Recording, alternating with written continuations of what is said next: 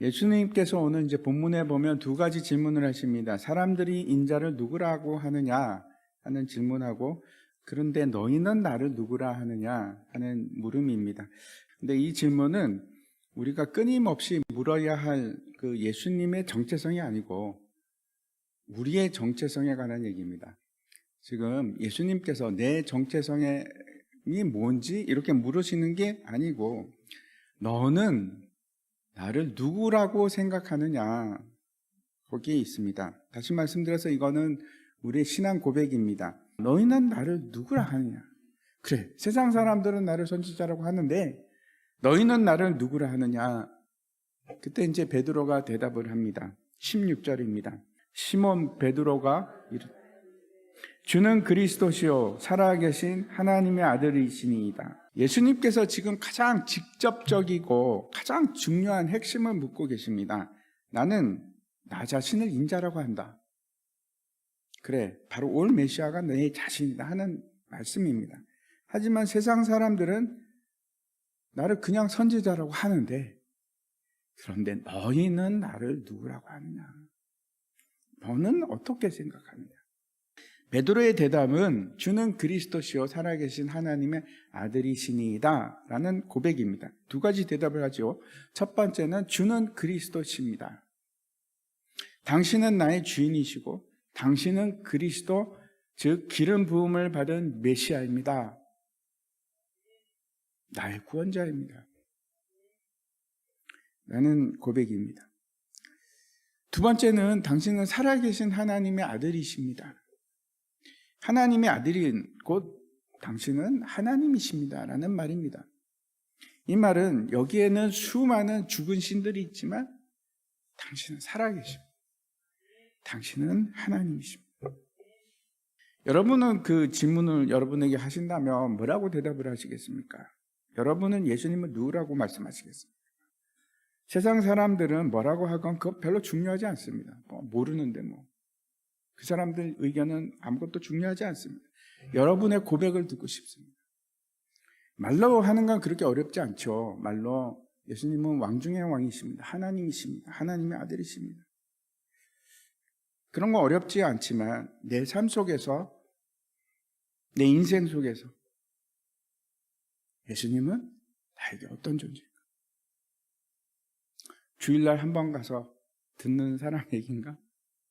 아니면 나의 인생을 진짜로 주관하시는 것, 내 구주인가?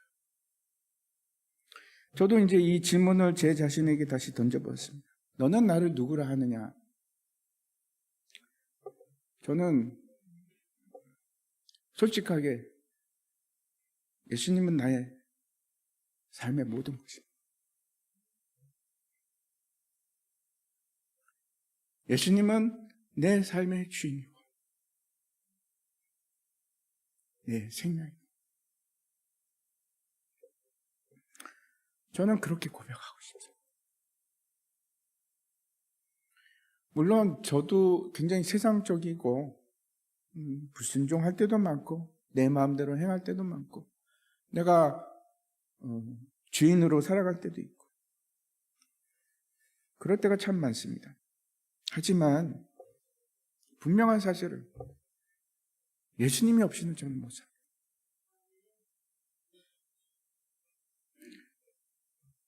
예수님이 저에게 생명을 주지 못하면 저는 못 살아가요. 예수님은 저에게 있어서 내 생명의 주관자, 나의 구원자, 나의 기쁨. 세상에 어떤 거 해도 별로 기쁘지 않죠. 금방 끝나는 거예요. 진짜 기쁨을 주시는 분. 나에게 있어서 예수님은 살아계신 하나님. 예수님께서 이제 그 대답을 들으시고, 그리고 이제 이렇게 말씀을 하십니다. 17절입니다. 예수께서 대답하여 이르시되 바요나 시몬아 내가 복이 있도다. 이를 내게 알게 한 이는 혈육이 아니요 하늘에 계신 내 아버지시니라. 또 내가 내게 이르노니 너는 베드로라. 내가 이 반석 위에 내 교회를 세우리니 음부의 권세가 이기지 못하리라. 예수님께서 이제 베드로에게 말씀하시고 베드로 위에 교회를 세우는 것처럼 우리가 이해를 할 수 있습니다. 하지만 그렇지 않습니다. 먼저 너는 베드로라 하고 얘기할 때 이 베드로는 우리가 그냥 생각하듯이 반석이라는 뜻이 아닙니다. 베드로가 무슨 뜻일까요? 베드로는 반석이 아니고 돌멩이입니다. 돌멩이. 작은 돌멩이를 의미합니다. 너는 베드로라 하는 것은 너는 돌멩이라 하는 뜻입니다. 그리고 이거는 두 번째 반석, 이거는 이제 다른 단어입니다.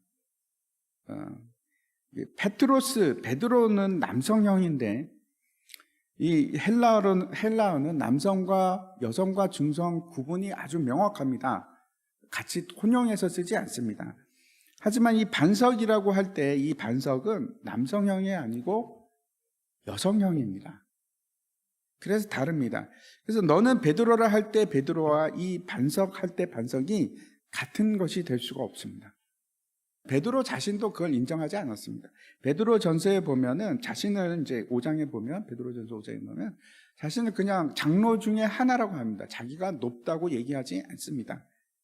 교황으로 얘기하지 않습니다. 그래서 그건 잘못된 얘기입니다. 그러면 이 말씀은 도대체 무슨 말씀일까요?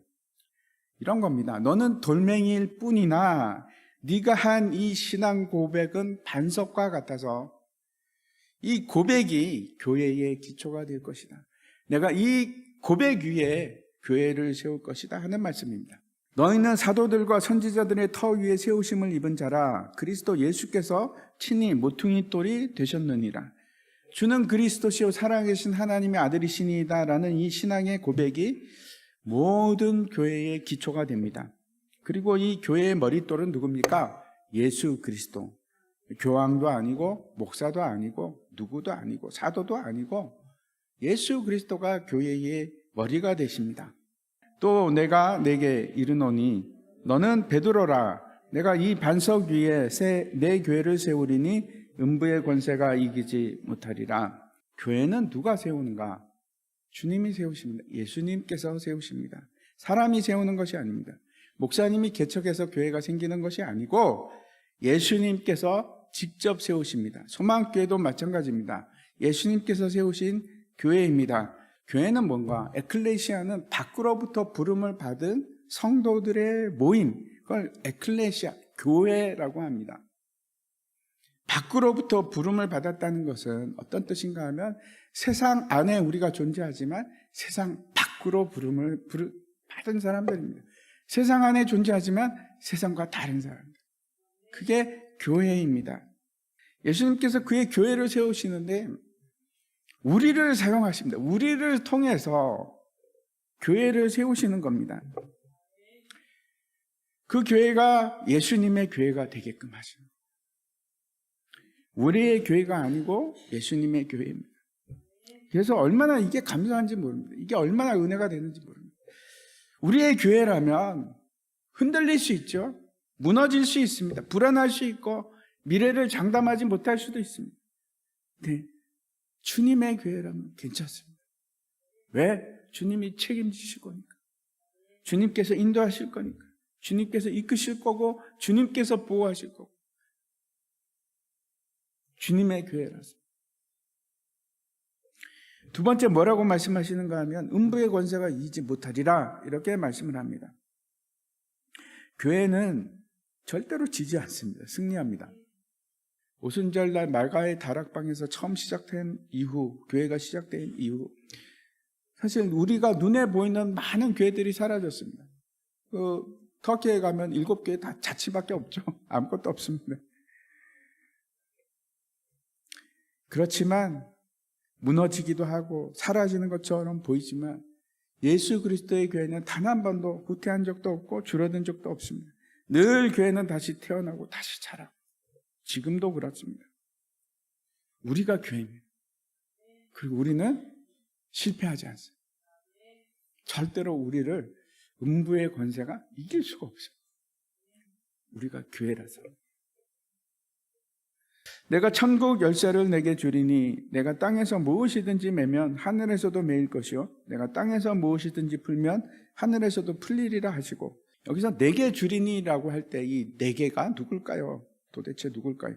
문맥상으로 보면 베드로 같이 보입니다. 하지만 이 베드로가 12사도를 지금 대표해서 말씀하고 있고, 이 12사도는 신앙 고백을 하는 모든 교회를 상징하는 겁니다.